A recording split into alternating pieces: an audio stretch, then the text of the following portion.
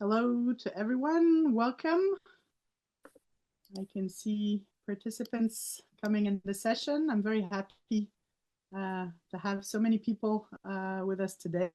I'll be waiting 1 or 2 more minutes just for everyone to be online. So participants' microphones are off by default, but you have always the possibility to write in the chat. So if there's any technical issue, of course, please feel free to write about that. If you can see, if the sound is not good, I'll be sharing the screen at some point. So if there's anything, just write in the chat and we'll try and get back to you. I will then introduce the general organization of the event, so you will have time to ask questions later on. I'll wait for, I think, 1 more minute.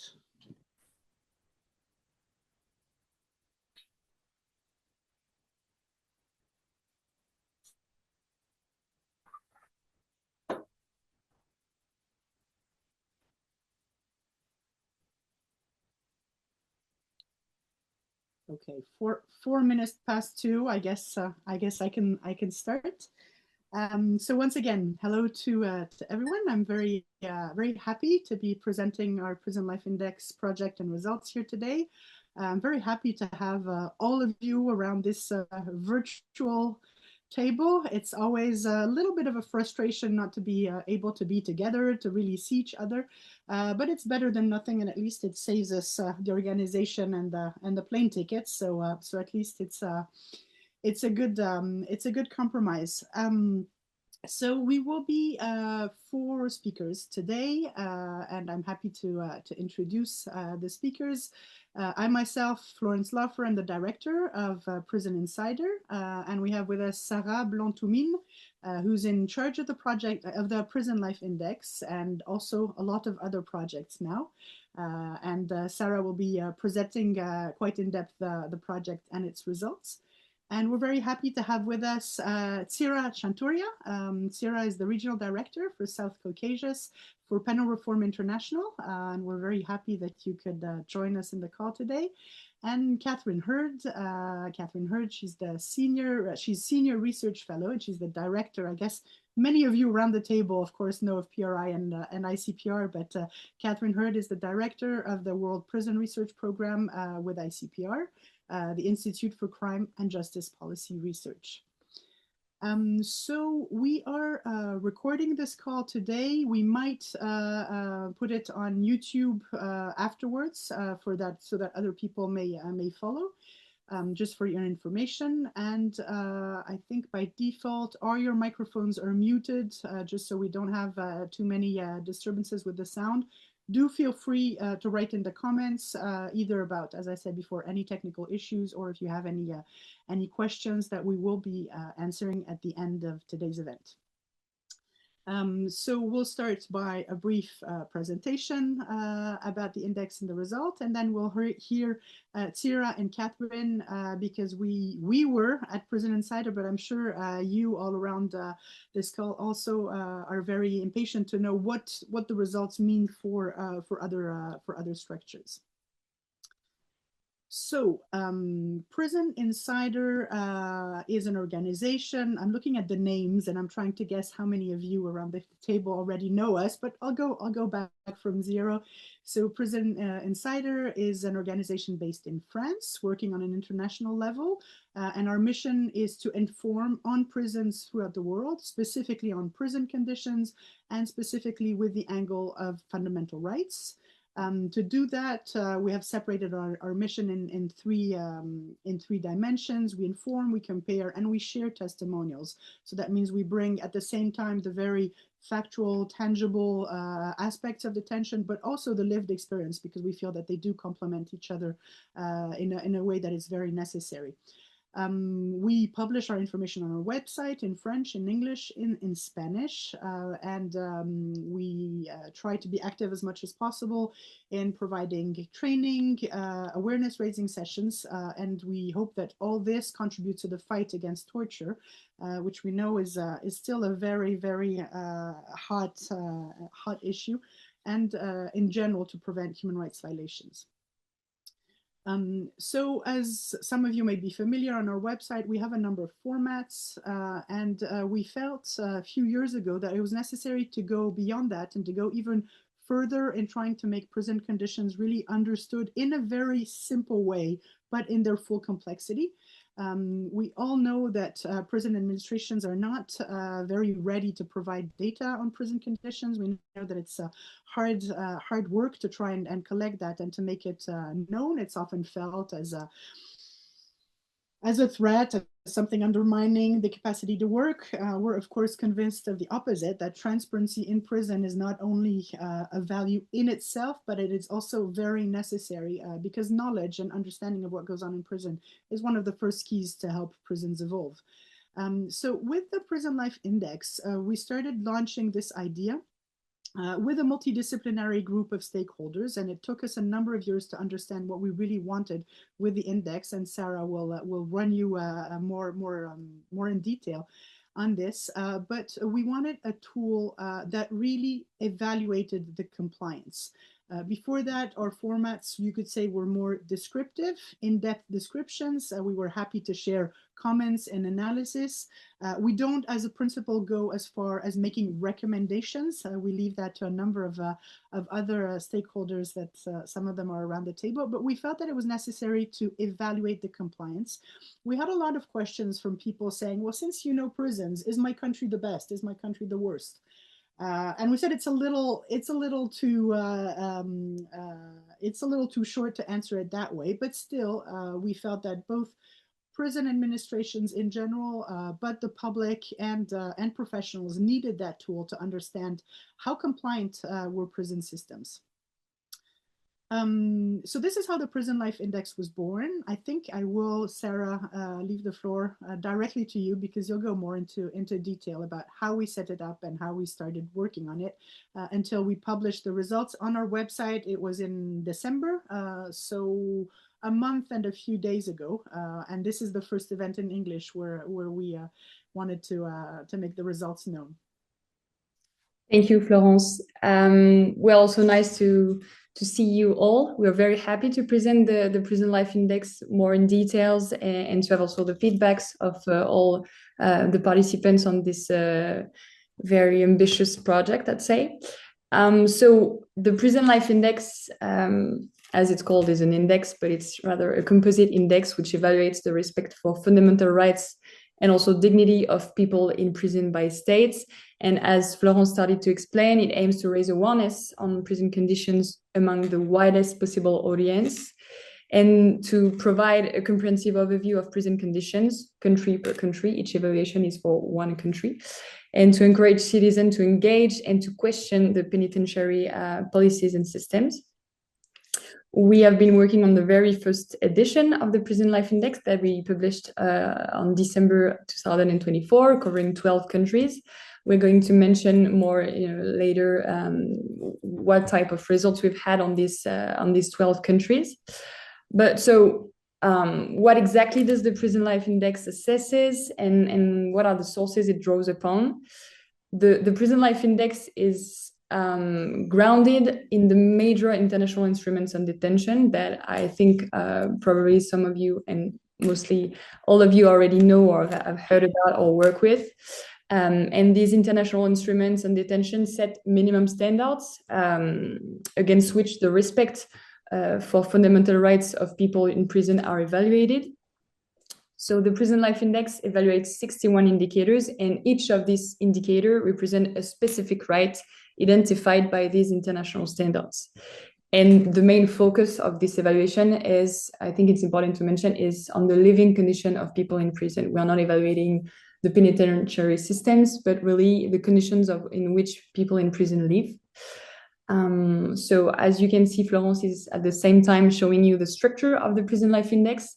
You see at the very end the 61 indicators, and as you see, they are grouped in 5 main dimensions, which are non-hierarchical. You have, so if I'm following at the same time as Florence is showing, on the bottom left, we have being active, which is about evaluating the access to education, to vocational training, the access to activities, cultural activities, but also sports, spiritual activities, access to work, the conditions in which people in prison work. Above this one, we have being connected, which is the connection to loved ones. How do people in prison can keep contact with their loved ones, either through visits, through calls, all the means through which they can keep contact with their loved ones, and contact with society as well. Above this one, we have eating, sleeping, showering. No, we have, cannot see the screen properly. We have being protected. As there is no hierarchy, there is no order in which we can go through these categories. So for the being protected, it's about the physical and psychological integrity of the people in prison. We also evaluate the total prohibition of torture, cruel, degrading, ill treatments, and if there are any safeguarding mechanisms, but also complaints, appeals, and inspections mechanisms. Then we have eating, sleeping, showering, which is the very basic conditions in which people live, material conditions, the access to food, to drinking water, the accommodation, and the infrastructure and services which ensure personal hygiene of the people in prison. And then, last but not least, the access to medical care, which is a big one. And here we evaluate the physical and mental health. I mean, the conditions in which people in prison have access to physical and mental health, the preventive care as well, general and specialized care, and all the specific care which individual with specific needs may be requiring, or may have the right to, or have the right to, actually. So this is all the indicators that are evaluated in the Prison Life Index, as I was saying, based on the international instruments on detention. And the way that we evaluate when assessing a country, all these 61 indicators are considered individually. Each country receives a score for each of these 61 indicators. And then these 61 scores adds up to obtain a score for each of the 5 key dimensions. So that means that there is no global grade for any country. There is not one grade for France or one grade for the Philippines, or it's every single time that a country is evaluated, there are 5 grades for each country. 5 grades for each country, 1 for each of the big dimensions that we just shown. And this is because these dimensions are not meant to compensate for one another. And this approach that we chose to follow reflects the principle that human rights are inalienable and indivisible. These 61 indicators, they are evaluated with a scale that you see on the screen that Florence is showing. And this scale evaluates the respect for the fundamental rights of people in prison. It's a qualitative measure. There are 8 levels, as you can see. And these levels help to objectively quantify the observed violations. So as you can see, we consider both the frequency of the violations, but also the severity of the violations. It's also important, I think, to highlight that the Prison Life Index is a scientific tool. It is the result of a collaboration between Prison Insider, 2 research laboratories, and also an interdisciplinary consortium of experts. And this consortium of experts bring together a wide range of people which have all recognized expertise in ethical, thematic, and technical fields. And all these stakeholders together, so the research laboratories, the consortium, and also the team of Prison Insider, played a key role in building the structure that we just showed, but also developing all the methodology for aggregating the results. So now that I presented what exactly the Prison Life Index evaluates and what are the international standards on which it is based, I'm going to go more in depth on the process of the evaluation itself. How do we evaluate a country based on all this? How do we evaluate all these indicators? So for each country assessed, the evaluations are conducted through a rigorous process which comprises 5 key steps. First, there is a desk research. We conduct what we call a desk research. And this phase helps to understand the context of the country being evaluating, drawing on reports and information produced and published by various stakeholders, which are very helpful for us to understand the country that we're evaluating. Then the second step is identifying the experts that will contribute to the evaluation. Then we conduct the individual interviews with these identified experts. We collect their assessments. The fourth step is the final evaluation, the calculation of the final evaluation for each of the 61 indicators, based on the input from the interviews, but also what we collected from the desk research. All the information that we have, we put it together, crossing it with the assessment from the experts. That gives us the grade for the 61 indicators, and then we aggregate them together to obtain the grades for the 5 dimension. It's quite a complicated process, so that can be a little bit tough when I'm explaining it like that. So we aggregate the 61 grades. We have the 5 dimensions, the grade of the 5 dimensions, and we also write commentary to explain and to reflect what the scores or the grades show, to explain more in depth what is exactly, if this country has a B for being protected, what does that actually mean? So we write these commentaries to give this information very concretely. There is also 2 points on which I'd like to emphasize.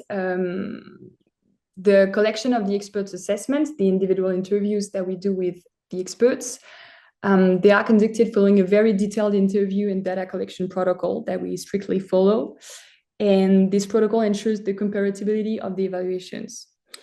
And just as an information, for the first version of this index, over 100 of different experts were gathered across the 12 countries that we evaluated. So it represents a lot of different people with a lot of different expertise, a lot of different experiences, and we really needed, and it's very important, the methodology requires that this diversity of people, of experts, to have strong data on which the index is based. And the experts themselves, they, as I was saying, they were identified through documentary research, peer recommendations, and they are local experts. They are deeply rooted in the reality of their respective countries. They come from diverse backgrounds to ensure a variety of perspectives. So we have been working with academic, with civil society organizations, with formerly incarcerated individuals, with national and regional torture prevention mechanisms, a lot of different perspectives on prison conditions. And also the Prison Life Index we've been able to produce the Prison Life Index thanks to their investment and to their knowledge and to their expertise. So we thank them a lot for all the information that they provided and their evaluations. And all these individuals, these experts, they have direct knowledge of prisons and a representative view of the penitentiary system at the national level. And we do guarantee their anonymity to protect them and also to allow them to express themselves freely and completely independently. And to sum up a little bit of all these explanations that I just provided, I think that the Prison Life Index represents a kind of synthesis of the knowledge and experiences of all these various involved individuals, from the consortium, the team of Prison Insider, but also the research laboratories, to all the people that we've been able to reach out to that provided their expertise throughout all this Prison Life Index process. And their direct understanding of detention conditions in their country allows for intrinsic evaluations, while in the meantime grounding these evaluations in the common language of the Nelson Mandela rules, but also of other international instruments on detention that we relied on for the Prison Life Index.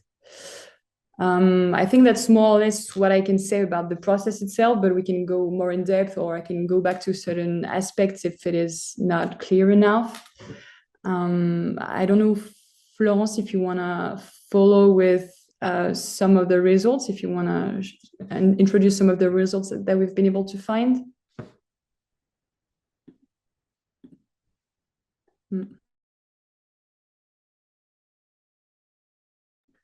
Okay, I think there might be.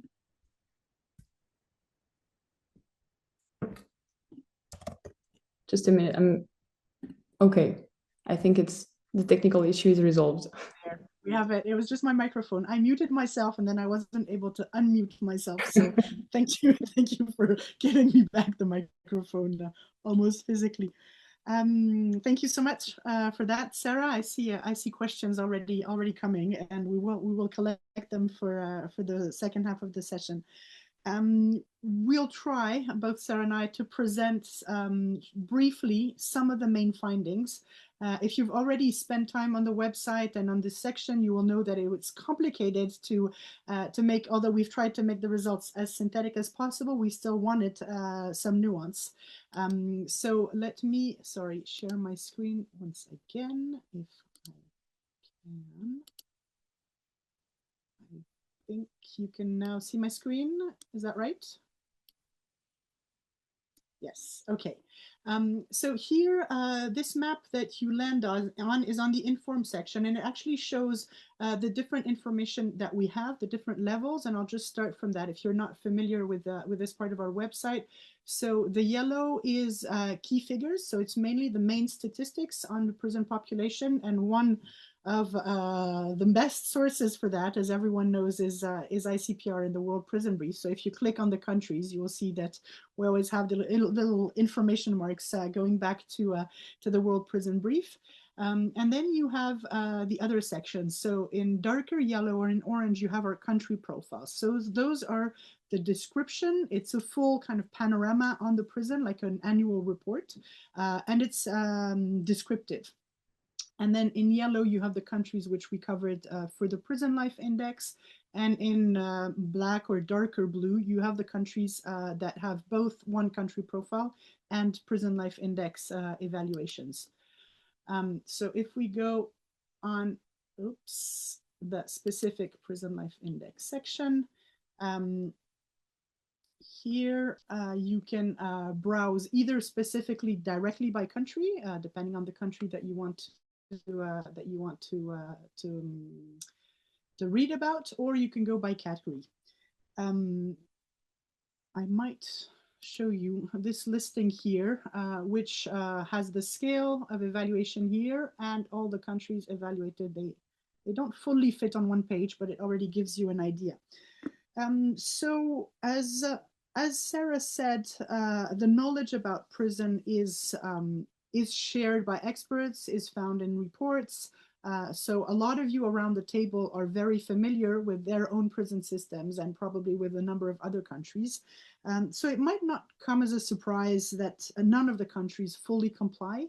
And we have quite a diversity of countries that we covered. We tried to cover almost all continents and a number of different political, economical contexts. And as you can see, really none of the countries are fully compliant. Of course, it is obvious that the violations are very diverse in nature, in severity, and intensity. This is why we have quite this detailed scale. That certain countries are very stable in all dimensions, and that others on opposite have certain dimensions that are reasonably compliant, and others that have very severe scores. For the items, for the indicators where the conditions are compliant or almost compliant, we find that the realities are fairly similar. When one is treated decently, it is maybe not surprising. The decency to which one is treated is quite similar. You eat properly, you can sleep, you're well, you're not harmed, etc.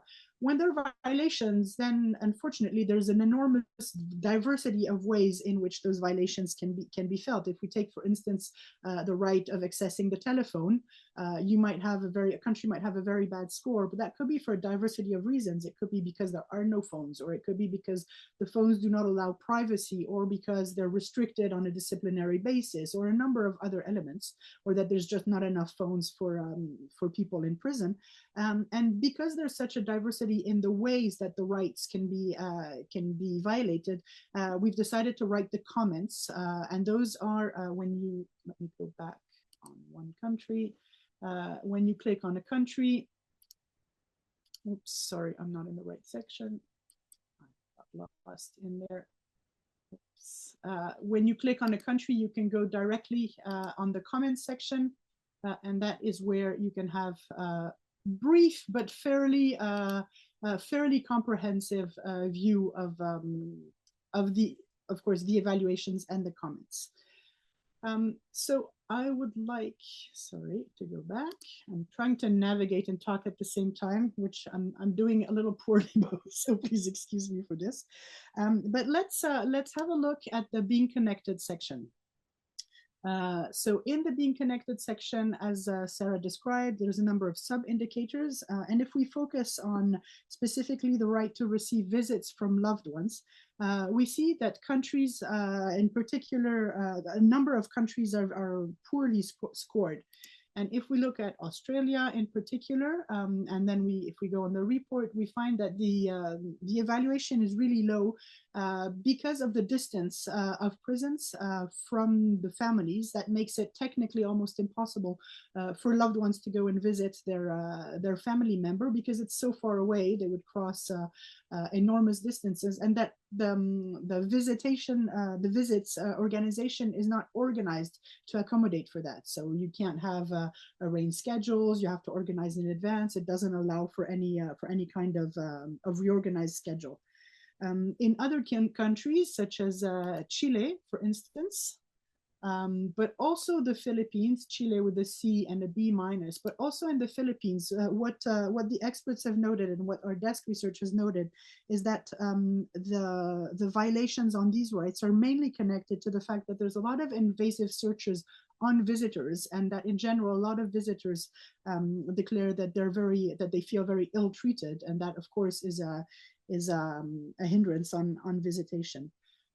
In France, the right is also severely restricted. It's difficult to obtain appointments, and then appointment can be canceled at the last minute. And in particular, we found that women were having really a hard time to have their loved ones visit, because there are few female prison facilities, and that means that also the distance makes it difficult for family members to come and visit. In Norway, one of the main findings, and I'm just picking out here a few of the items, of course you can browse through full results, but in Norway, one of the main concerns of the experts was the fact that the right could be suspended for people in pretrial detention or for people that were held in solitary confinement, and that means quite a number of people that really had no access to this right, at least for the time that they couldn't that they weren't technically allowed to have visits. If we look at Côte d'Ivoire, which in general does not score very well, in particular when it comes to connection to society, the visits of family were slightly better. And also in Scotland, I don't have the exact note. I can go and find it. Sorry for Côte d'Ivoire. But what we found is that people in prison could receive visitors. Here, the evaluation is occasional violation. So that means that the doors were ready to be opened for loved ones, and that's something that happened decently. But then we see that the two other sub-indicators, which is temporary leave to visit their loved ones, or for measures for having children, or either for people in prison to have their children with them, or for people in prison to be exempt from their sentences. Here, the evaluation was very poor. I hope that I'm not either rushing or adding confusion by presenting all this, but if we go to the category of the dimension, of eating, sleeping, and showering, which, as Sara described, has the three main dimensions, which are in the title. We found that the conditions were very, very concerning. And in particular, I'd like to talk now about the specific dimension of accommodation. And in that dimension, in that category, we have analyzed whether people had adequate living space, whether they could sleep in acceptable conditions. So that has quite a direct link to the overcrowding, and Sara will tell you more about that a little later on. But we see that 4 countries have scored the lowest when it comes to accommodation, and that's Chile, Côte d'Ivoire, Lebanon, which is very small but is here, and the Philippines. And for those 4 categories, it was absolutely no compliance. So nothing was compliant with the rights. In Chile, for instance, we have had reports of a number of facilities where up to 7 people could be held in cells that have only 5 square meters with only 4 beds. So they had to share beds. And in Côte d'Ivoire, there's shared cells or lab dormitories, sorry. And these dormitories, especially in the bigger prisons, it's seen that people have to sleep by taking turns. There's technically not enough space on the floor for people to sleep. So half of the cell will be sleeping while the others are standing, and then they take turns. So that shows you how far and how severe the impacts of our overcrowding can be on the sleeping conditions. In other regions, and that's to quote less severe problems, but problems nevertheless, in Portugal, there's a big difficulty in accessing individual cells. So a lot of the cells are shared. This is the same also in Scotland. And in Portugal in particular, issues were reported with the facilities where the temperature of the cells could not be controlled, and there was a lot of damp and mold. And that's been reported, I know for sure, also in France. And I think it's a major concern also when it comes to climate change, because we know the high heats and the very high lower temperatures will have a severe impact. I will ask Sara if you're okay to continue with the being protected category. Yes, of course. Perfect. Thank you, Florence, for the map. So the being protected category is quite a complex one. I mean, all of them are complex, but the discipline specifically and how the discipline is established and through which text and how it is respected is how could I say that, as its own logic sometimes. But according to the international standards, the way that it should work is that the disciplinary system in prison must be set by public regulations and also must be applied proportionally. And on these points, the evaluations are alarming, I may say, and they show systemic violations, specifically in 8 countries, as you can see with the colors, which are not encouraging. So these 8 countries are more specifically Australia, Côte d'Ivoire, Chile, Lebanon, the Philippines, and South Africa, even though the other countries are not doing incredibly great neither. To go a little bit more in depth, in South Africa, for example, people in prison often suffer violence, high levels of violence from both staff and other inmates. As you can see, that physical and psychological integrity is a D, and also the complaints and inspections mechanisms are quite low with a D as well. In Lebanon, it's another dynamic, I'd say. For example, the prisons officers are recruited from the national police force, and they receive no specific training to be able to work in prison and to ensure that discipline is applied proportionately. So the result of that is in Lebanon is that discipline is delegated to some incarcerated individuals, which is a practice, the delegation of discipline to people in prison, a practice that is also observed in the Philippines. In France, we have another context, and in France and Norway, we have similar context as well. Similar context. We have one specific point which is similar on these 2 countries, which is the excessive use of solitary confinement in both these countries, which is regularly denounced by the organizations which we have been working, but also by international organizations which are reporting on the conditions of detention in these 2 countries. The solitary confinement may be called by other names and may be defined and framed in different practices, but in general, in these 2 countries, the excessive use to people in prison being put in single cells, not being able to go out of these cells, not being able to have visits or contact with loved ones, not being able to have any activities, etc., is a common denominator, we'd say, in between these 2 countries. In Côte d'Ivoire, and also in Chile, despite problematic practices, the disciplinary regulations are considered to be compliant, but in most countries in general, the access of people in prison to the internal rules of the facility they are held in is rarely guaranteed. People in prison do not have access themselves to the rules that are supposed to be applied in prison with regards to the disciplinary system, so they cannot defend themselves because they don't even know what constitutes a breach of the disciplinary system. And in France, for example, the document, the internal rules of the facility, the document in which we have these rules, is theoretically available in the libraries in prison. But experts have told us that it is often outdated or difficult to access. That is what I could say very briefly, not going in depth into all of these different countries because there are different situations in all of these countries.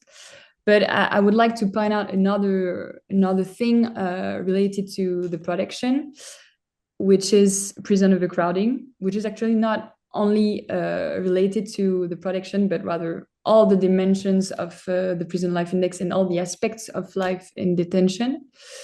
It's a cross-cutting issue. Prison overcrowding is really has enormous impact in the conditions of detention, and it is well documented that whether local or widespread, this is a huge issue.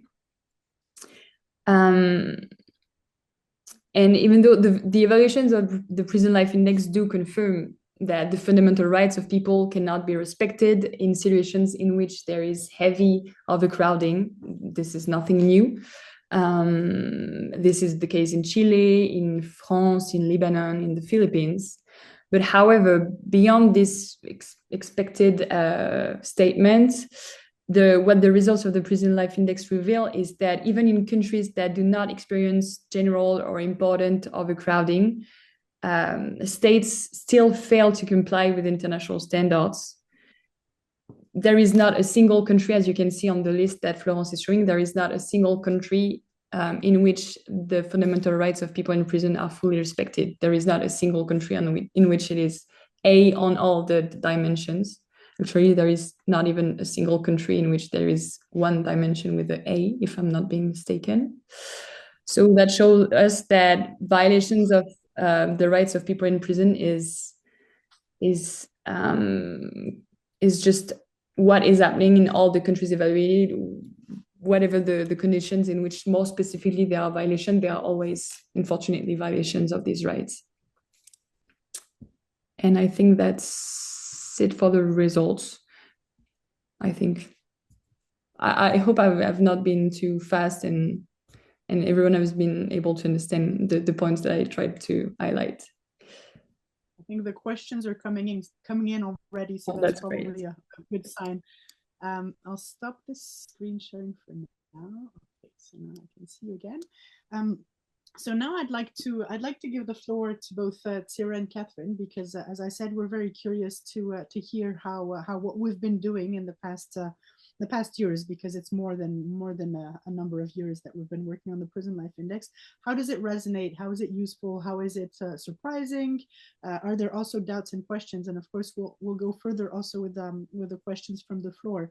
But first, Tsira, maybe I introduced you in just a few lines before, but maybe tell a little bit more about who you are and PRI's work in general and in Georgia in particularly. Laura, you can't hear me too well? The sound isn't good? I might put my earphones after that. Anyways, Tsira, please start by introducing yourself and say a little bit more about how your work interconnects with what we're presenting today.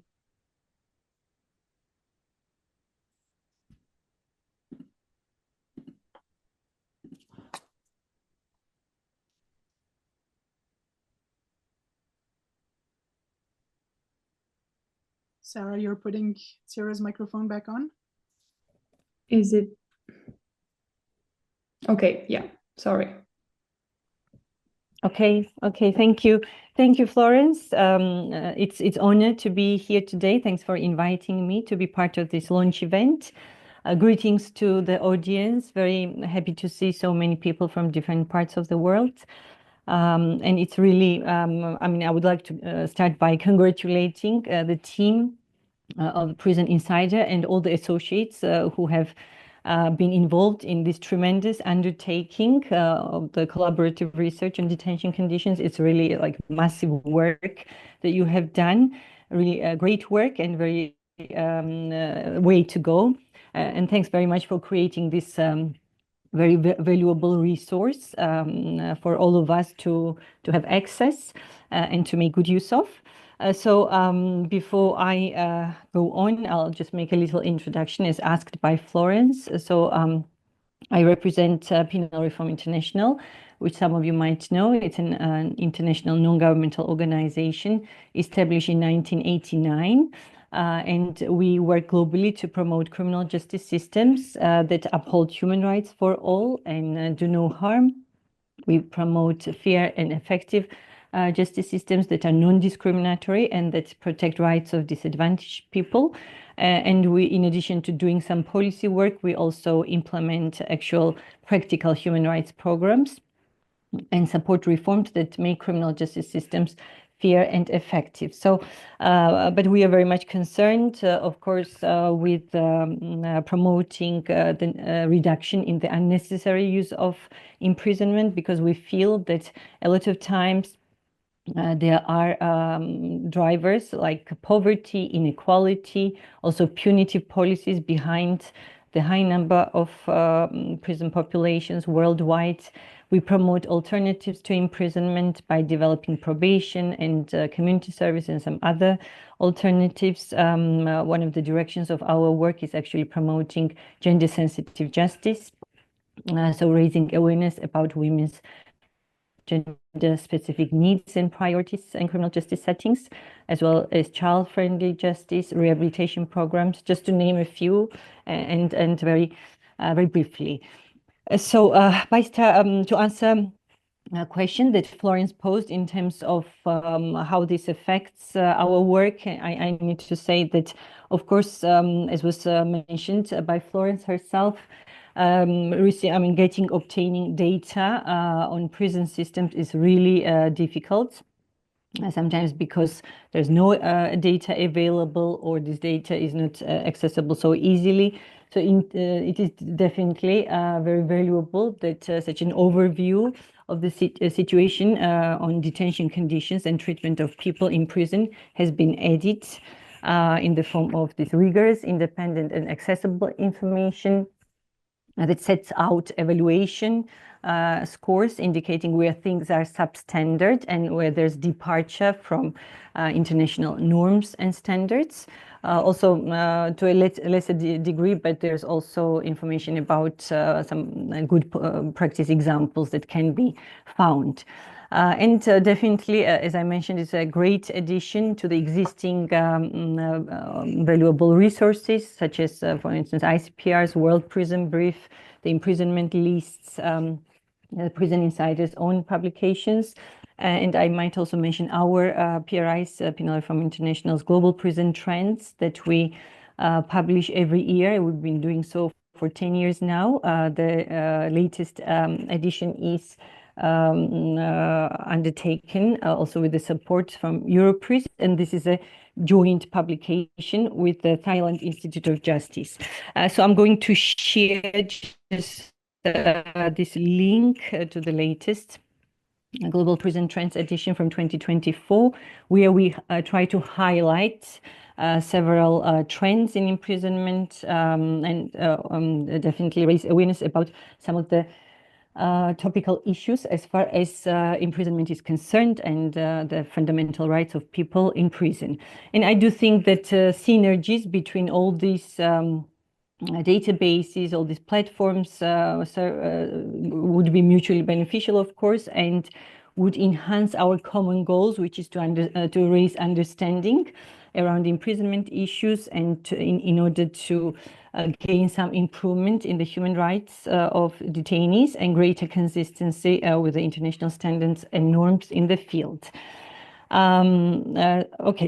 Just as a highlight, this presentation by Florence and also by Sara has been very insightful into some of the challenges that exist in these 12 jurisdictions covered under the research.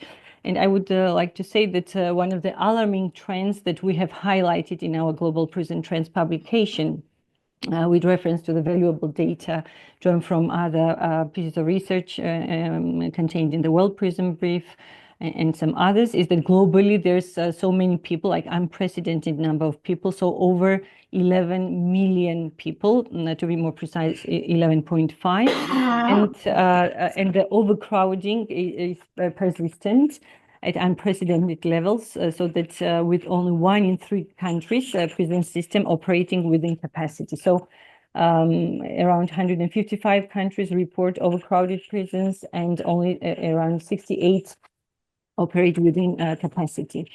And of course, against this background, the Prison Life Index provides very good, valuable insights and information into how overcrowding actually translates in practical terms, and how this is reflected in poor living conditions for people in prison, also poor working conditions for staff, some substandard working conditions, limited access to general as well as specialized healthcare due to shortage of staff, to name a few.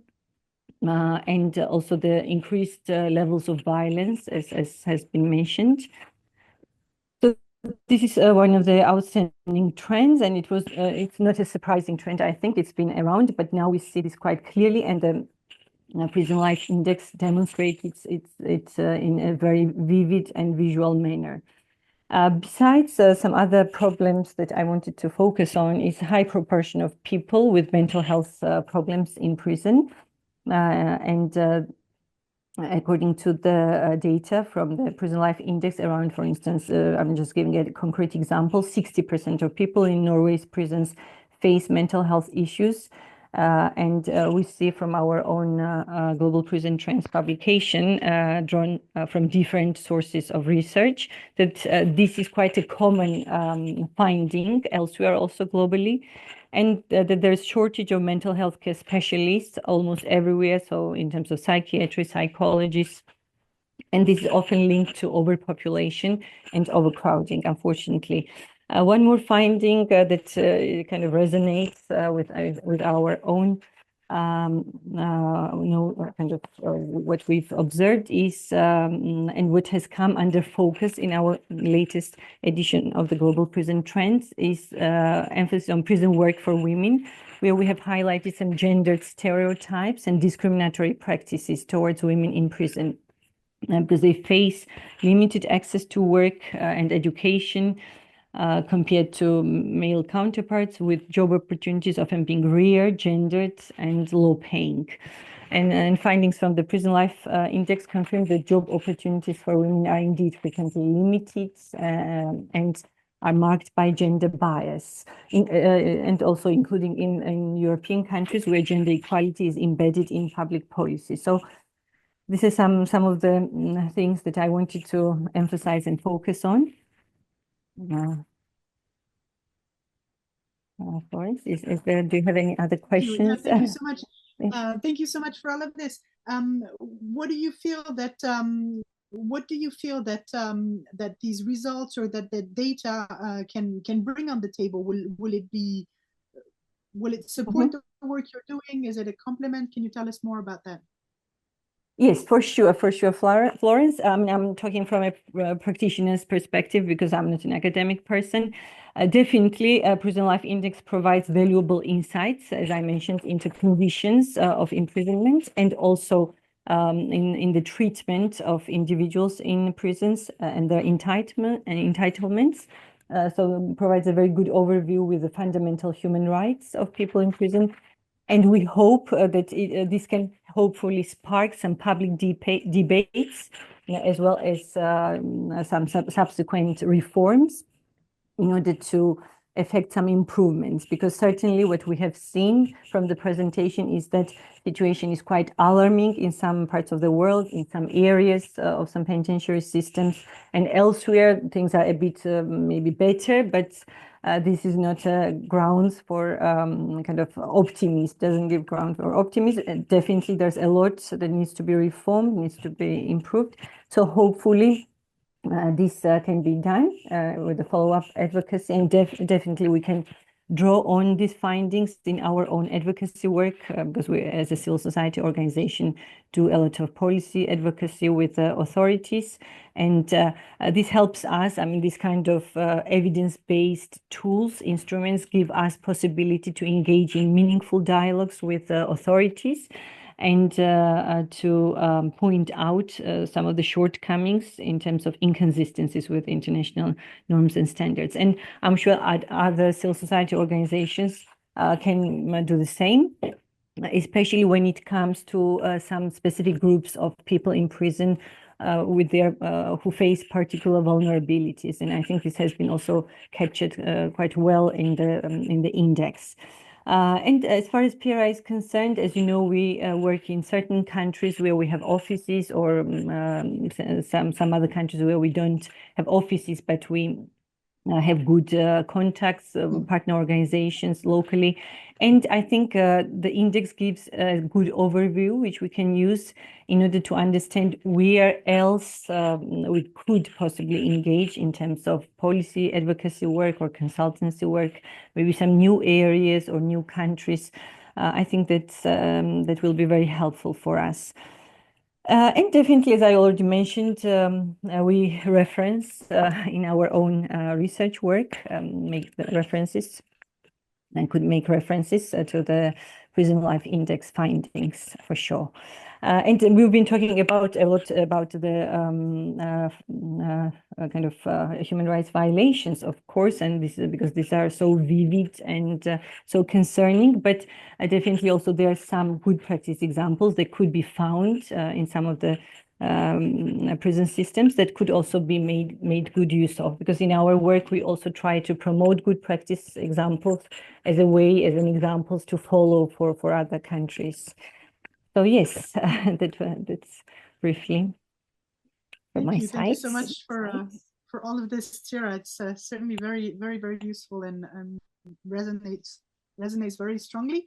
I think, Catherine, if that's okay with you, I'll give you directly the floor. I can see questions popping up, and I think that both Tsira and maybe also you, Catherine, had questions. So we'll try and leave quite some time for the conversation after that.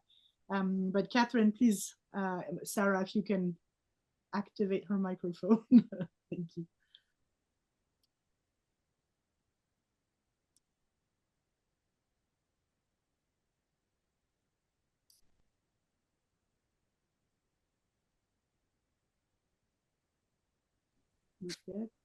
It's supposed to be working,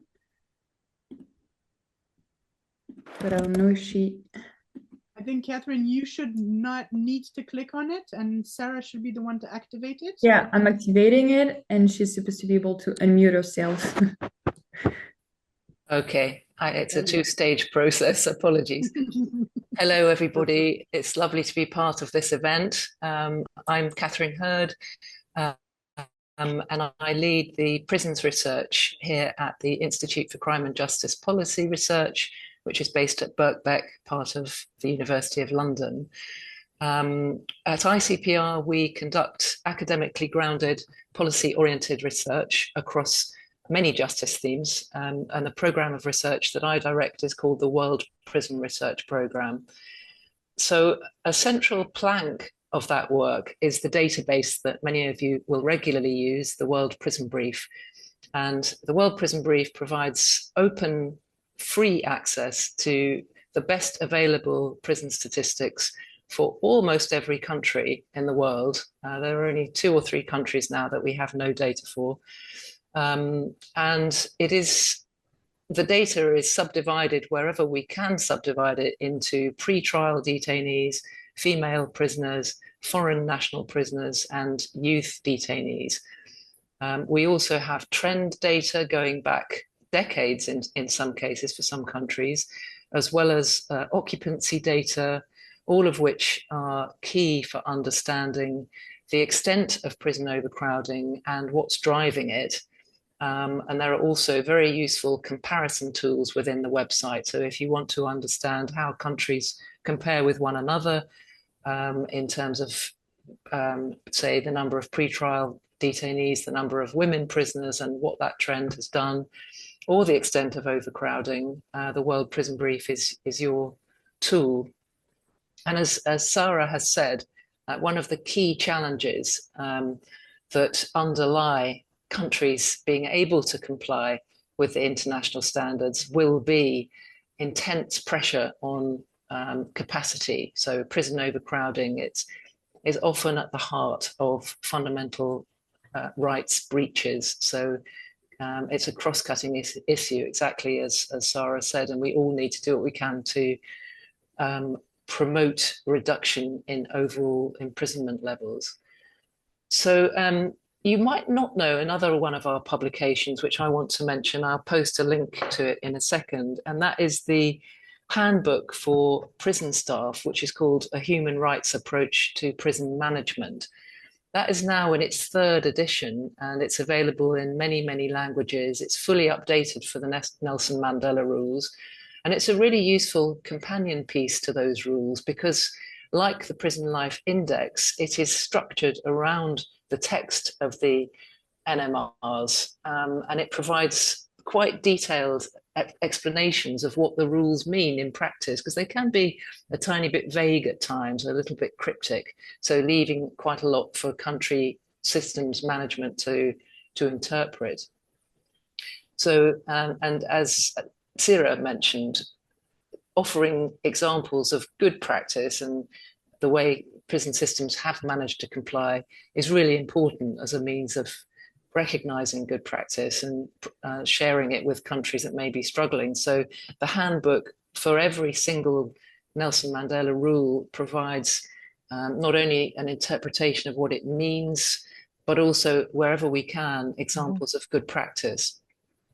So it's a really detailed document, over 170 pages, and I hope those of you listening today who work in prisons will bring it to the attention of colleagues, and people from civil society will also make use of it in their work advocating for detainee rights in incarceration. So academic researchers like us, just like civil society organizations, can achieve so much more when they collaborate than when they act alone. So I'm really delighted that we, over the years, have been able to collaborate so well with Prison Insider. One example of that is from a few years ago. In the midst of the pandemic, we teamed up with Prison Insider to do some really rapid research on how prisons were coping with the pandemic and what was the impact on prisoners' lived experience of the very abrupt and heavy lockdown measures that were put in place across prisons. And I can really attest to Prison Insider's depth of research and their commitment to getting right in there and getting the detail of what it's like on the ground in whatever way they can. So I was super excited when I first learned about this new index tool, which, especially as it was conceived and built through collaboration between academic theory and research on the one hand, and on the other, civil society expertise in detainees' human rights. And I think it was an excellent methodological decision to base the index around the core human rights of detainees as elaborated in the Mandela rules and similar instruments. Because like other soft law instruments, those rules are of limited effect without compliance monitoring tools like the Prison Life Index. Because otherwise, how are we going to know the true extent of compliance with the rules? And how are we going to know which countries are struggling with which parts of the rules? So, it's going to be an immense task keeping it up to date, especially as they're proposing to add more and more countries. And I think it's an incredible achievement what they've already done with it. But it's just a really useful reality check because it provides a snapshot of how well or badly prison systems are managing to comply with the standards, and also clues as to the possible reasons for non-compliance. And I think that's especially the case if you view the index alongside other data sources like the World Prison Brief occupancy data, as I said. So population pressures upwards or downwards and resulting changes in capacity will really provide insights and explanations in some cases on why countries' rankings are going up or down in the Prison Life Index.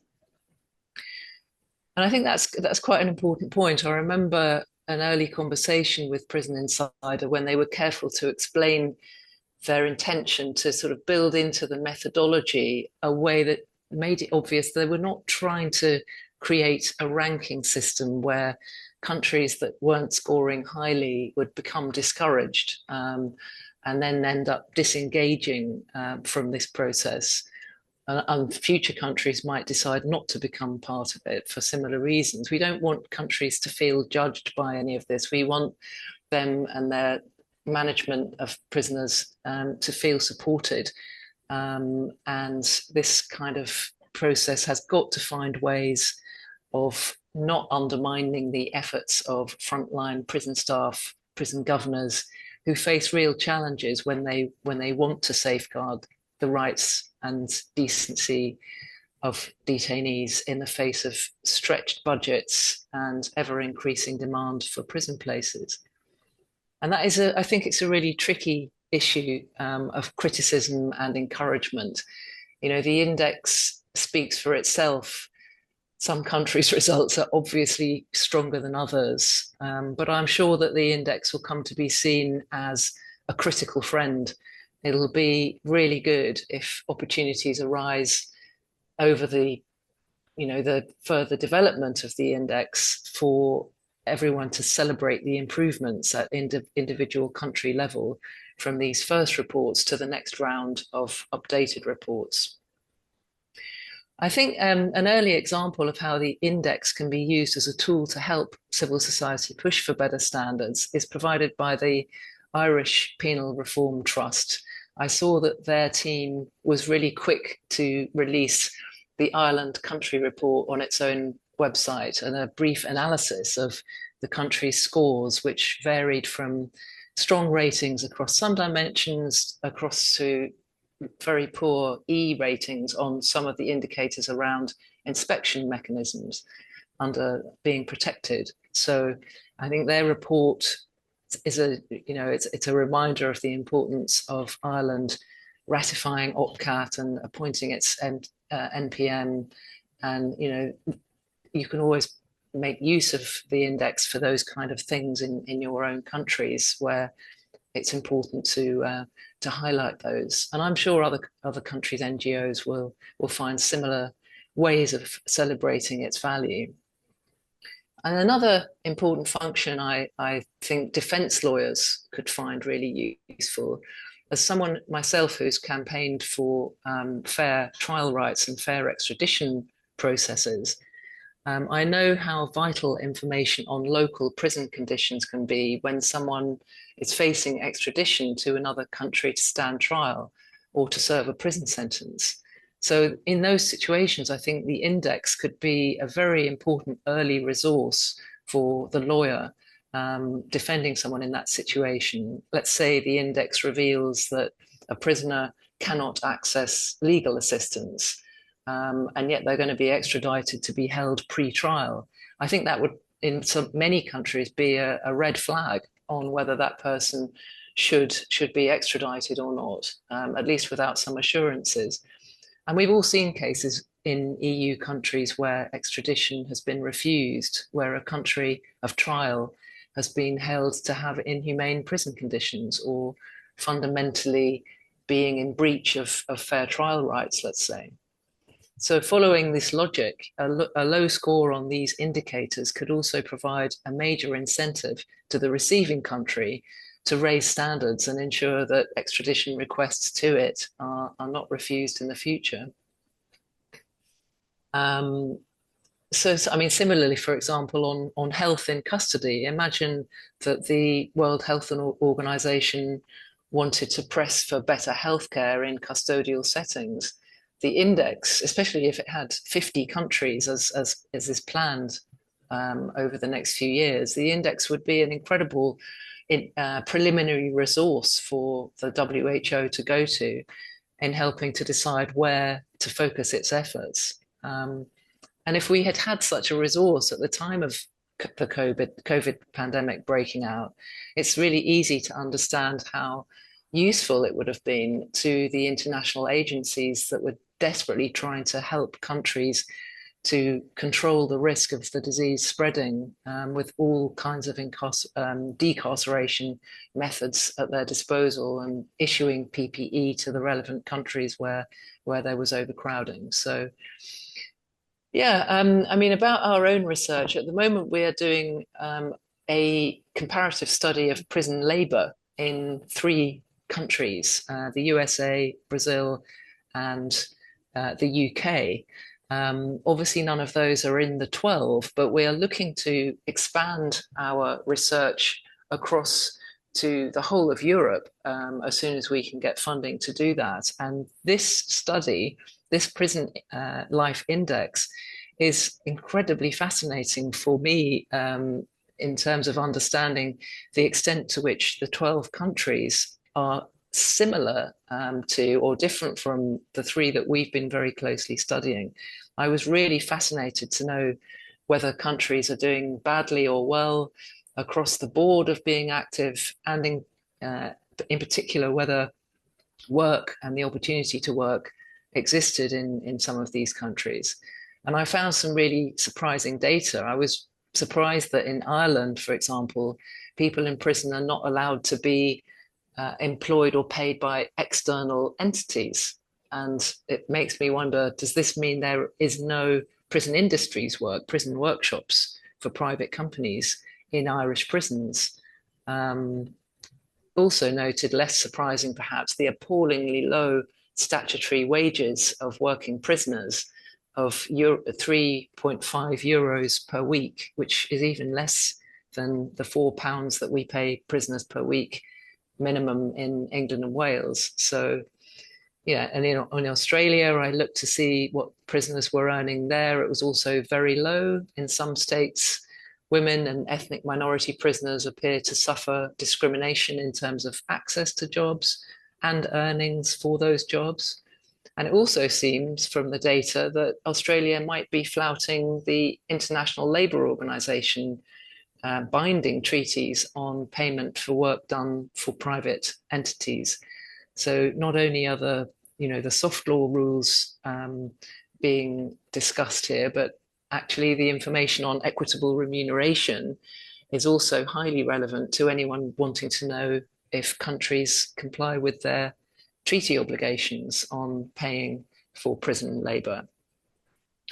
I was interested to see in Norway that not only is pay comparatively high by other country standards at €7 per day, but also very interesting that pay is the same for anybody participating in any activities, whether they are working or not, which I thought was quite a fascinating fact. I heard over the course of this year that France has been more and more progressive in terms of prison work and pay for it. But from the Prison Life Index report, I can see that there's still further to be done here, because in terms of, again, female prisoners' access to work, it looks like there's very, very limited availability of prison jobs for women prisoners. And all of this wider context is really useful in a project like ours, with its strong sort of tendency to look at normative standards and how well countries comply with ILO rules, Nelson Mandela rules on pay and conditions. Because after all, this big picture makes you wonder, what use is it to pay 45% of the minimum wage to your working prisoners if that means that you can only offer workshop opportunities in 29 out of your 185 prisons, as is the case in France, we learn. So Yeah, it's very, it's a very interesting read, and it really gets you thinking, whether you're looking at a micro level or the macro level of a whole country's situation. So yeah, I'm very excited about continuing my research into these country reports and trying to understand some of the correlations between low scores in protecting basic rights and prison overcrowding and rapid prison population growth. So yeah, I'll close there. I just want to close by congratulating the team at Prison Insider and everyone who supported them, all of the experts who have helped Prison Insider to gather this data. And you should all feel really proud of the achievement. Well done. Thank you. Thank you so much, Catherine, for your very kind and very deep remarks. I think that's very, very useful. So I'm looking at the watch, and so much will still need to be said, but we will finish at least at 4, so we'll go on schedule. But Tsira, I think you had a number of questions that you also wanted to ask, and we've been taking notes from all of those in the chat. Maybe Tsira, you want to start with your questions, and then we can also address those from the chat. And of course, Catherine, if you also have some.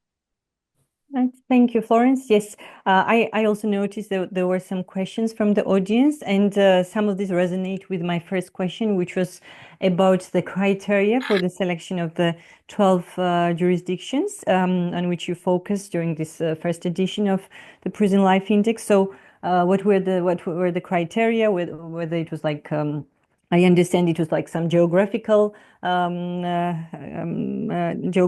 allocation, but also maybe availability of data, or maybe some cooperation that already existed with civil society experts locally, or maybe with some prison authorities as well. And I think there were also questions from the audience about this, and also looking to the future. As we know, you are going to focus on 50 countries in your next edition. So again, the criteria would be good to know. So this is the first question. Should I stop here or list all the questions and? Maybe stop there. So I'll take Okay. it while it's still warm, and then we'll go on. And Sara, I'll start, but you please do complete with more tangible things. I'll give the main lines. So how did we choose the countries? First of all, of course, we were ambitious and we thought we would do, I don't know, 50 or 100 by the first edition, but we were also ambitious in quality, and at no point we wanted to decrease the amount of the information we were trying to collect. So at some point, the math just didn't add up. So we decided to have quality evaluations and to do only 12 countries. So that was the first compromise. And it was clear from the start that we wanted to cover a big diversity of regions, continents, and socioeconomic contexts, because it's a first test, and if it had worked very well in one continent, we could have had or in one series of countries, we could have had no guarantee that it would also work in very diverse countries. So that's why we tried to really also go for diversity in terms of continents, size of countries, etc., etc. Then we were also, to a certain extent, influenced by funding. We were happy to have the funding from the Council of Europe, but that naturally means that we have more of a European focus than other continents, which wasn't necessarily what we were trying to do. But it's already also interesting because, in a way, a lot of work is already done in Europe. One could think that Europe is more, is a better student in a way, and it's interesting with these evaluations to show that there is no real just single model, and that's interesting. And then more practical issues in choosing the countries, and that's where, Sara, you can also probably give more details. Because of funding, we tried to work where we needed, or we worked in English, Spanish, and French, and that's also the languages that we've published on our website. In countries where it wasn't possible to do without interpretation, we chose few of these because the costs were then very, very high. So that was one of the motives, and we also did try to work on countries where we already had indications that we could reach out to experts, that we would have enough written material, and that we wouldn't be starting with I mean, there's no such thing as a blank scale, but certain countries have much less active civil society or much less reporting, and that would have made it difficult for us given the time and the budget constraints that we had on. Sara, do you want to say more specifically about certain of the countries? I was thinking what I could add to what you just said. I think maybe we've evaluated countries with from different size, from different continents, and also with different organizations. With Australia, which is a federal state. But I think we want to go even further and expand the second version to countries which have even a higher variation inside of the country, and to try the methodology with even more obstacles, to be sure that to adapt the methodology to these kind of different contexts, I think. But I think it's important to say that we've been trying as much as possible in this first version to try the methodology in ways in which we knew that we would be in difficulties, and we would have to think about it really in depth to be sure that it is solid. And even with this, and I might be pointing out a weakness, but it's not a weakness. You do see on the website that certain of the categories have no published evaluations, or certain of the indicators have not, because we were very rigorous in applying the methodology. When we did not have 3 different expert voices, we didn't want to go ahead and say that it was complete. And when we had 2 little indicators to actually confirm the general dimension, then we did not put the evaluation. So even there, we tried to be very safe. But again, that means a little less in how assertive we can be. For the expansion, indeed, our objective is for 2027, and that will be very much the end of 27, I'm certain, but our objective is to cover 50 countries altogether, and to, of course, renew the evaluations for these 12 ones. It's an ambitious objective. It will only be done if we manage to get the funding and the partnerships that are correlated to that. To be honest with you, it's a challenge, but I'm sure all of you around the table know how difficult it is to get funding for issues such as ours. But if there's any ideas you have, if there are any partnerships that you'd be willing to taking on, please do tell us. And yeah, again, I see your message, Laura. I don't know if it was you already earlier on. Yes, from Nigeria. Of Nigeria and Brazil are countries that are not yet covered, that we'd love to cover. We're taking notes, and we're having our wish list, and it would be definitely interesting to start with some of the countries that you mentioned, and we'll take good note of the Center for Legal Support and Inmates Rehabilitation. So that's great to hear. If I may add, maybe, yes, please, Sara, go ahead. Yeah, I just wanted to add that it's really great to have messages like these, because as you started to mention before, we also evaluated countries in which we knew that we could find information, that there were organizations that would participate and that would help us evaluate. I mean, actually evaluate, because we are not evaluating ourselves. So it's always good to know that there are organizations that would be there and that we could reach out to when we look for evaluations in certain countries. That's always, we take good notes of that, because that's the kind of organizations we will reach out to, knowing that we will have actors to reach out to. Can I mention something? I noticed a lot of comments in the chat about, did you speak to detainees themselves about the conditions pertaining in custody in their countries? Many people will know how extremely difficult it is to gain access as a researcher, whether you're an academic researcher or an NGO. It's really hard, and sometimes in my country, for example, it's basically impossible. One thing I wondered if you had given thought to was doing it in a different way, where you perhaps set up a kind of advisory board of ex-prisoners from the countries you're looking at the time, because ex-prisoners especially if they've been released recently, can often provide you with an incredibly detailed understanding of the conditions that were pertaining and are likely not to have changed. So I wouldn't always look for different ways of getting the lived experience into this. I know that you can sometimes struggle to get experts to sign up for this momentous sort of obligation of keeping the information up to date, but the lived experience part can be very enriching, and it's always a challenge to find ways of making sure that people with lived experience have been involved at the very outset of a research project and can continue to be involved meaningfully all the way through. And if you could get some funding specifically to make sure that the time of the former detainees participating was compensated, that would be another interesting feature of obtaining access in a way that wasn't sort of tokenistic or wasn't exploitative, particularly when we know how little they receive for the work that they do in custody. They're going to come out of prison impoverished, and many of them are very interested in becoming informants to projects like this because it gives them a real sense that they are doing something to make things better for the people who follow in their footsteps.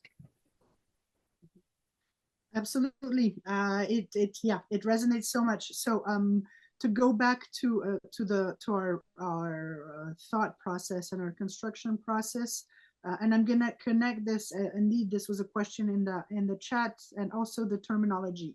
So we use the terminology with active verbs. We would have liked to have active verbs for everything, and in French we have slightly few more active verbs in the dimensions.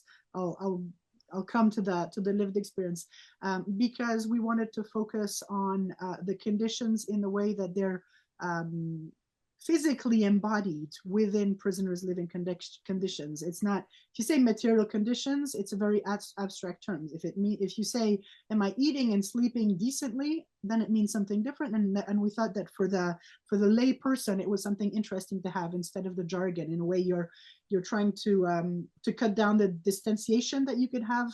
The same way that people say, if you say minors, it's a very abstract term. When you say children, you're talking about children. So we tried to have active words because of that.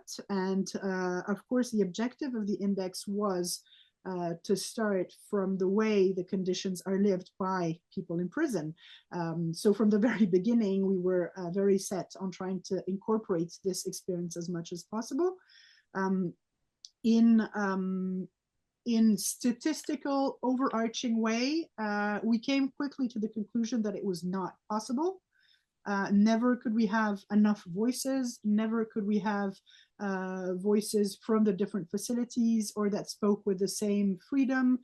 Could we not have the guarantee that there was a bias? If a prison administration tells you you can speak to these 15 but not to the other 1,000, then how are the 15 selected? And how is their voice representative of others?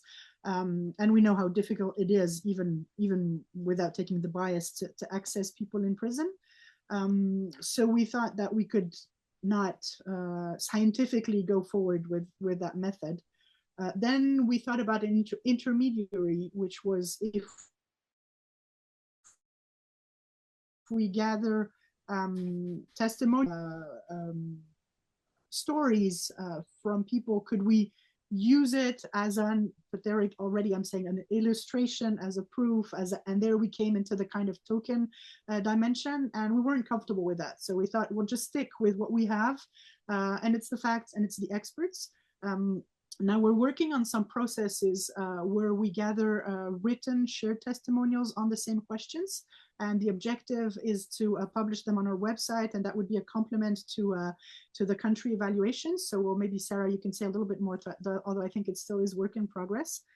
And we also always have our testimonial section, which is not directly connected to the Prison Life Index, but which is directly resonating with it. So we do really feel that when you go in a country and navigate a country, if you go under the country, then you see the little tabs, and you can go on the testimonial tabs if we have tabs published. And the idea you bring of an advisory board of ex-prisoners is excellent, and I really can see it happening. And I think it would be a very good way to have that absolutely indispensable part of the information, but not have it in a token way. And not, I mean, we know a lot of ex-prisoners from France because that's where we're based, and that's very important, but that's only France, and it's only the ex-prisoners that we're used to talking to. So it's very interesting to have a broader picture. Sara, do you want to say more?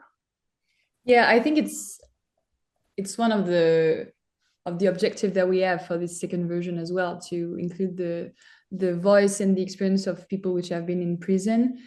Even though it's not satisfying the way that we currently operate on this specific question, I think that it's important to highlight that in all the countries that we evaluated so far, we've always had at least one person, one expert, which has been in prison. So even though it's not direct current incarceration voice, it's still people which have been through prison in their country, and that after that they had various different perspective on that. They often chose to carry on this struggle by involving in association, etc. But we, in all the countries that we've evaluated, we've always have how could I say that? We've always wanted to have at least one person which has been in prison and which could talk about his specific experience as a prisoner. So even though it's not sufficient, and we are really working on the second version to be able to include direct incarceration voices, I mean, people which are currently in prison, we'll also have we don't want to put anyone in danger, and we know that sometimes asking people in detention can feel reprisals. So we try to manage around these questions, and we are thinking about it a lot, because that's one of the main points that we want to improve for the second version. And also thank you for the suggestion of the advisory committee, which would be to articulate with the experts. It's a lot of things which are going at the moment, and that we're trying to improve. Thank you. Well, maybe Tsira would like the floor for another question, but we can already go ahead with a few more questions of the chat. And several of I mean, everyone can see the questions, so you will know who I'm related to, but several questions were asked about the size of the countries. Sara, you talked about the political organization, federal decentralized countries. And I think that's also a question that we've had, sorry, let me go back to it, from Hugh Greathead, asking about generalization, and I mean, generalization, deviation. So I think this is a quite crucial issue also of how we set up the project and then how we collected the information.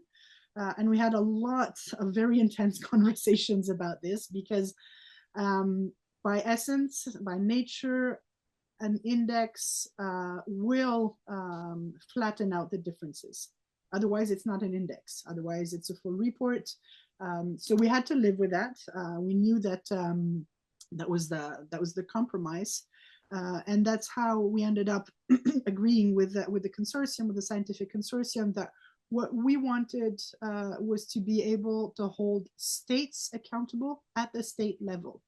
And that is the level which is in charge of the prison administration. And that's why you see, for instance, in ex-prisoner, yes. So thanks, Andy. Sorry for your comment about terminology. We need to get back to that also. Sorry, was I saying? Oh, I got lost. Countries size. Sorry, I got lost. We knew that we wanted to work on the national level of prison administrations, and that's where I was. With the UK, we focused for the Prison Life Index on Scotland. which on our website you see in some instances printed out as UK, because unfortunately we have the Google Map system and we're not able to disaggregate that. That's a bit of a technicality that we're struggling with, and we still hope to improve it. So in the UK, we have a country profile for England and Wales, and we have the prison life index for Scotland, because we go by the prison administration in charge. So we decided that we had to live with the fact that we did an overall evaluation for the country, and we knew that this was a challenge for internal differences, and those differences could be by type of facility, whether remand, whether long sentences, etc., female facilities, etc. We knew that there were also discrepancies by group of population. So the children, the minors, LGBTQI people, foreigners, etc., etc. And we knew that depending on the countries, you could also have just simple geographical differences, you know, those in the north of the country, those in the south, east, west, the size of the countries. So we had to live with the fact that our evaluation would be an overall evaluation. And we asked the expert as far as possible to take into account these issues, so as not to make invisible the worst situations. It's not because it's just 5% of the prison population that we need to make it invisible, but that's where the comments also come in handy, because sometimes you have a fairly compliant evaluation, but certain groups have very severe conditions, or sometimes you have a very severe evaluation, but there are a number of facilities that are faring slightly better. So we try and have that also in the comment. Could we have, as was suggested, a kind of indicator for standard deviation? We gave it a lot of thought. It's not impossible. I'm not sure that it's fully feasible and fully useful, but I don't know, Sarah, I know you had also a lot of conversations with our former colleague Lola on that. I'm never one to say no. I think, and we've had also suggestions such as the one you alluded to, Catherine, and another contact alluded to, which was maybe we could also cross the evaluations with the incarceration rate. Maybe that makes more sense. If you have very poor conditions and very high incarceration rates, then that makes for a different picture than if your conditions are very poor, but you imprison very few people. So there's a lot of additional things that could be done. I don't know, Sarah, if you, or others, Catherine or Tsira, if you have more to say on that. I think the incarceration rate and the occupancy level is always a complicated piece of data to give, because it's, you know, there are so many caveats that you have to provide. You know, we don't really know if we can trust the country's statement of its capacity. They're always doing, you know, wheezes like doubling up cells and adding on bits to their built estate, but they never say that, you know, or just, you know, reducing the amount of space available in different ways, you know. So you have to really give a lot of explanation.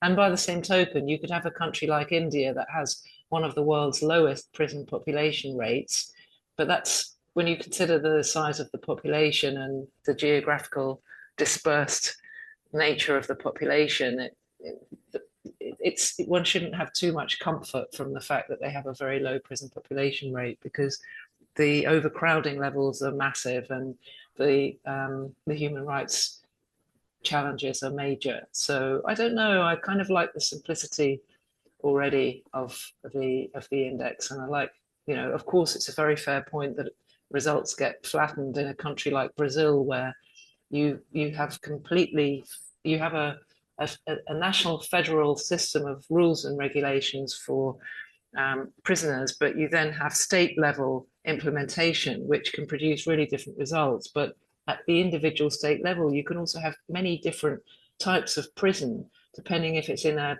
highly populous urban center or in a rural area with a very small prison population. So it does become really challenging, and maybe you know, that is one of the, maybe that should dictate how you select countries, and you should maybe stick to countries where you can say something meaningful about the entire nation, And otherwise you pick states, you pick parts of a federal territory, and you focus in on that and don't pretend to give a snapshot of the entire country.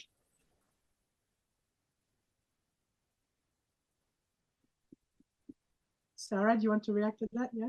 Yeah, I was also thinking about how can we actually evaluate this data, because the prison life index evaluates qualitative data and not quantitative ones. So I think it's like two different processes, two different types of information, and both of them are important to show, and they explain different things, but they complete each other. But I do not know if we could actually evaluate the incarceration rate or all these. I think that could be information coming along the prison life index, but I don't know how we could actually integrate that in the methodology of evaluating. So I don't know if I'm adding anything actually here, but I think it's a little bit more complicated than it could seem at the very beginning. Yeah, and indeed, I've been just yesterday I was in Geneva with a research group on incarceration in Switzerland, where it's a very, despite the tiny size of the country, it is a very decentralized organization, and you basically have two cantons, two states, or three that have very, very different patterns than the 23 others.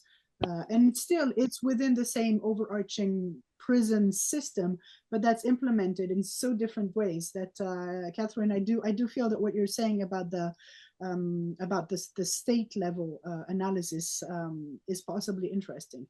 It makes it even harder for us, because already when we think of all the countries that we want to cover, the numbers are so high. If we break it down by state and province, it's even more. But it might be more accurate and more reasonable. I think it makes sense. Mm-hmm. And thank you, Sara, for answering to Andy. And Andy, I think your comment is very useful, and I'm grateful you bring it back. It's always an open conversation with us in Prison Insider, and I know also with others, to always question our terminology and not just be lazy or take too many shortcuts, and then we always end up being not being as perfect as we want to. But we used to, this is until very recently in English, we actually used the word prisoner, and we had taken the step already historically from not using inmate, and we very recently understood that it was necessary to make the change, and now use people in prison, at least in our written publications, but orally it's always complicated. And then we also switched to other languages, and in French we have to do the same kind of, in French you have the gender issue, which is another problem. So, but thanks for pointing that out. Tsira, Catherine, if you have any more comments, we have still a few more in the chat, but feel free if you have more to say.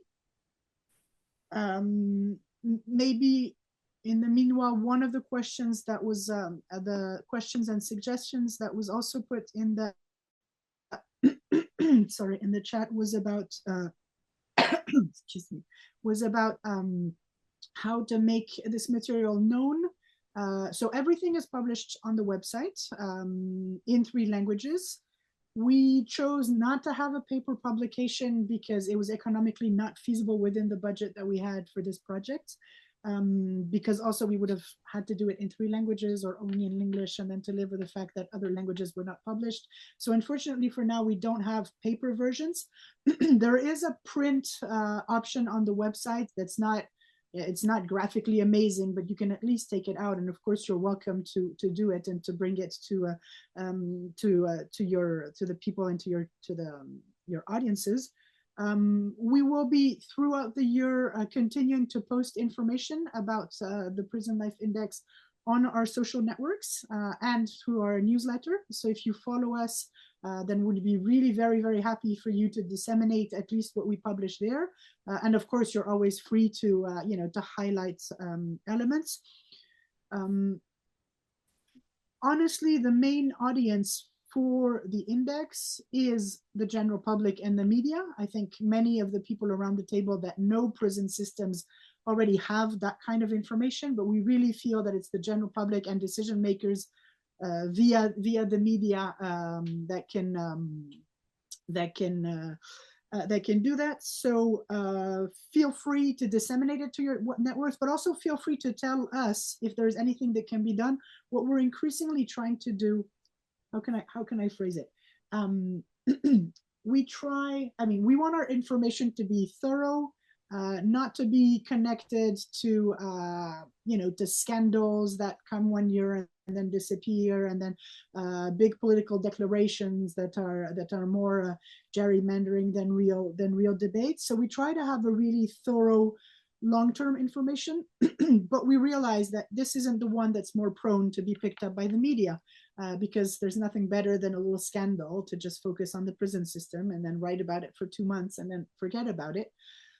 So what we try to do more and more is connect those events that happen with the information that we have. If something happens in France with a heat wave, then we want to go back to the Prison Life Index and to the information that we have there.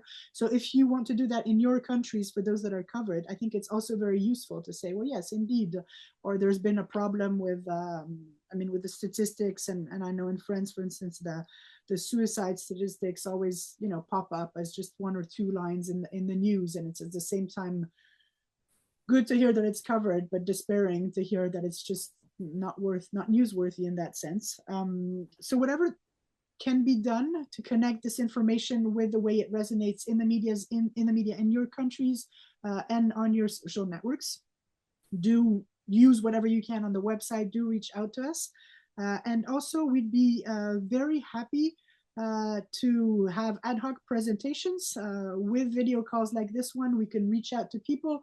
If you know a group of people in your country that would like to have an in-depth conversation about the results, we'd be really very, very happy to do that, and that can be organized fairly quickly and easily. So feel free to tell us.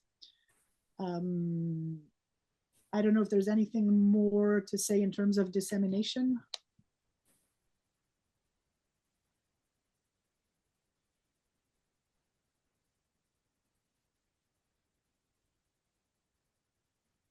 Sara, do you want to add something? I'm trying to think, but I don't think I have anything to add. The different points that I might wanna talk about, I think you've already mentioned them when answering questions. So also, yeah, I think we cannot emphasize enough the fact that we are open to criticism, to suggestions, to feedbacks, because that helps us a lot to build the second version of the index. So either on the methodology, on even as you just talked about, the type of production, what people actually, people from civil society organization, people, any type of practitioner, what people actually need to have as an information, as a support, because that helps us also reframe how we produce the Prison Life Index. So we're really more than happy. You can reach out to us, I think, either on our website. There are different ways to reach out to us, but we are really open to having feedbacks on this first version of the Prison Life Index. And as Catherine said it, and I'm happy that you said it, I think our field of work is a very challenged one. The political context is very challenging. The quality of what we do is hard to maintain because the information is so hard to obtain. And anything that can be done collaboratively is an added value. So indeed, to be honest, as a director, I'm somehow concerned about the funding for the Prison Life Index because we're still searching. We've been searching. We haven't yet found the billionaire that might want to open its pockets for that. But we can nevertheless progress. If we don't do the 50 countries in 27, we can at least do a number of them. And for this, and I've just read your comment, sorry, Lily from the Hungarian Helsinki Committee, and I think, and I've noted Brazil and Nigeria and all those opportunities that we can follow are really good ones, and let's continue on that because that's also, that's how we can be very pragmatic in the way we develop our operations, but that's also how we can be very convincing for funders. If it's 2 or 3 stakeholders together, then it's also a much stronger point to make. And thank you, Joe from Ireland, also for your message. We still have a little time, but I feel like we already had quite a number of issues covered with the questions. If Tsira or Catherine, you have more points. Sara, I think you made it. Thank you, Raphael, also from UNODC. Maybe I think we can call it a day. If we don't, I mean, we'll try, we will put this up on YouTube as far as we can. I hope we will be able to, but I think we can. We will send a link via our newsletter. If you're not registered to our newsletter, please do. Honestly, it's worth it. Now it's twice a month. It will very soon be once a month, so it will be an even easier read. But it does keep you updated of all the things we publish. It does not keep you updated about the projects we have ongoing. So for this, it's nice to have bilateral calls. So do send us, send us messages, tell us about what's going on in your countries, and let's see what we can do together, because there's definitely a lot more to be done. Okay. So I think I will wrap it up. Thank you so much to Catherine Hurd for your participation. Thank you so much to Tsira Chanturia. Thank you to all the Prison Insider team, because God knows that we've done an amazing amount of work on the Prison Life Index, and that it's not over yet. So it's very nice. And thank you to really everyone that was here today. It was a great pleasure to be able to have this conversation with you. Thank you very much.